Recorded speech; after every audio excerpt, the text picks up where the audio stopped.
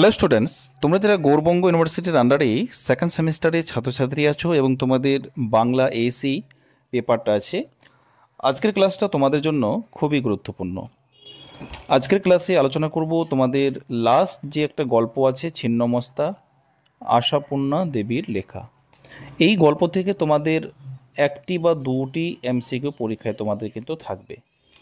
তোমাদের যেহেতু MCQ total 25টি MCQ থাকবে, তাই প্রত্যেকটা গল্প এবং কবিতা না পড়ে তোমরা কিন্তু পরীক্ষায় কেউ ভালো রেজাল্ট বা ফলাফল করতে পারবে না।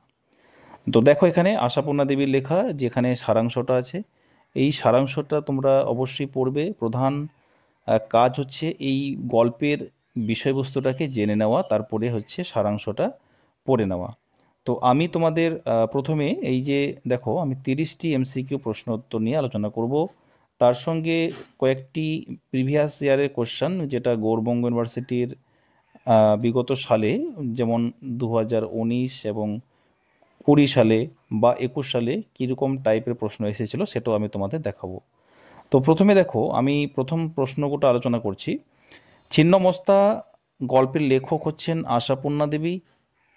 তারপরে আশাপূর্ণা দেবীর জন্মসাল ও মৃত্যুসাল কত, এটা তোমরা ভালো করে লক্ষ্য করবে। যেখানে তোমরা মাল্টিপল চয়েস তোমাদের যেহেতু থাকবেই, 1909 থেকে 1995 হচ্ছে তার জন্মসাল এবং মৃত্যুসাল।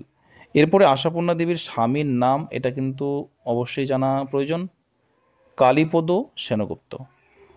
তারপরে প্রশ্ন, ছিন্নমস্তা গল্পটি প্রকাশিত হয়েছিল 1949 সালের শারদীয় আনন্দবাজার পত্রিকায়। তো প্রশ্ন কিন্তু একটু ঘুরিয়ে আসতে পারে, যদি বলা হয় ছিন্নমস্তা গল্পটি প্রথম প্রকাশিত হয় কোন পত্রিকায়, তাহলে শারদীয় আনন্দবাজার পত্রিকায়। যদি সাল আসে তাহলে 1949 এটা হবে। তারপর গল্পটির বাংলা প্রকাশকাল, ছিন্নমস্তা গল্পের বাংলা প্রকাশকাল কি হবে, 1956 বঙ্গাব্দ, মিস্টেক, সরি, 1356 বঙ্গাব্দ। ছিন্নমস্তা গল্পটি সংকলিত হয় শ্রেষ্ঠ গল্প, গল্প সমগ্র, নায়িকা, পঞ্চবিংশতি। এই নামগুলো কিন্তু অবশ্যই তোমরা মিলিয়ে নিবে, ঠিক আছে। তারপরে প্রশ্ন, ছিন্নমস্তা গল্পের প্রথম লাইন, গাছের মাথা হইতে রোদ নামিয়ে উঠানের কোণে পড়িয়াছে। জয়াবতীর জন্য রহিল শুধু, এটা এটা অপশান, এটা হবে না, এটাকে আমি বাদ দিচ্ছি। তাহলে প্রথম যে অপশানটা ক, এটা হবে, ঠিক আছে। তারপরে প্রশ্ন কি হবে, কখন স্কুলের ঘন্টা শোনা গেল, এই মাত্র, এটা গল্পের মধ্যেই বলা আছে, ঠিক আছে। তারপর দেখো, এখানে বর কনে কোন ট্রেনে আসছে, এটা কিন্তু অবশ্যই জানা দরকার, 10টার গাড়িতে।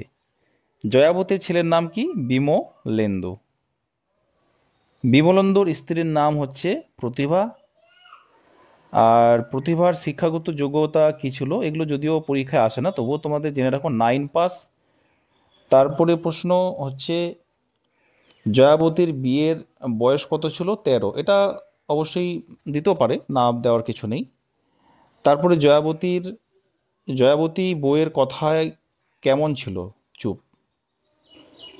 গল্পের পটভূমি কোথায়, হুগলি। তারপর দেখো, বিমলেন্দুর পরিবার কোথায় থাকতো, ত্রিবেণীতে থাকতো। তারপর এখানে বউ ছত্তরের আলপনা কে দিচ্ছিল, এটা মন্টি নামে একজন। মন্টি কোন গল্পের চরিত্র, এটা ছিন্নমস্তা, একটু ঘুরিয়ে দিতে পারে। মন্টি কোথায় পড়তো, কলিকাতায় মামার বাড়ি, ঠিক আছে। তারপরে হচ্ছে এখানে রবীন্দ্র জন্মোৎসবের উল্লেখ রয়েছে ছিন্নমস্তা। তারপরে মন্টির সহপাঠীর নাম কি, মল্লিকা ঘোষ। নেক্সট, মন্টির আঙুল কেমন, চাপার কলির মতো। জয়াবতীর উঠান কেমন ছিল, এটা হবে সান বাঁধানো। তারপরে প্রশ্ন, মন্টি কি আঁকছিল একই নকশার পদ্ম। জয়াবতীকে পাড়ায় ডাকতো কেন, শিল্প চাতুর্যের কারণে।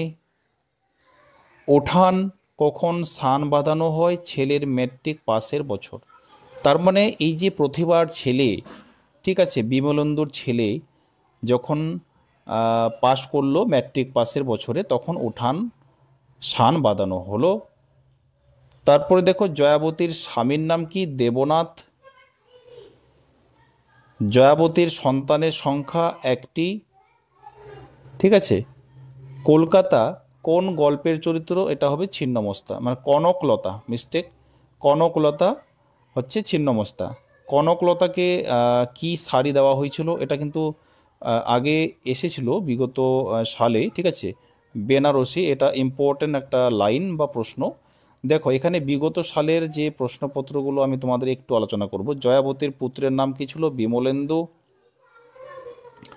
ছিন্নমস্তা গল্পের কনকলতা কার শাড়ি পরে? জয়াবতী।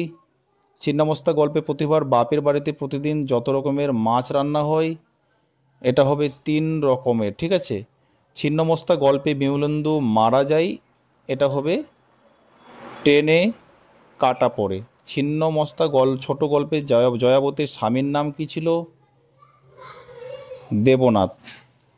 তোমরা যদি এই বিগত সালের প্রশ্নগুলো একটু দেখো না, তাহলে তোমরা দেখবে এখান থেকে 1 থেকে 2টো প্রশ্ন তোমরা কিন্তু এই গল্পের চরিত্রের মধ্যে কিন্তু অবশ্যই পাবে। ঠিক আছে।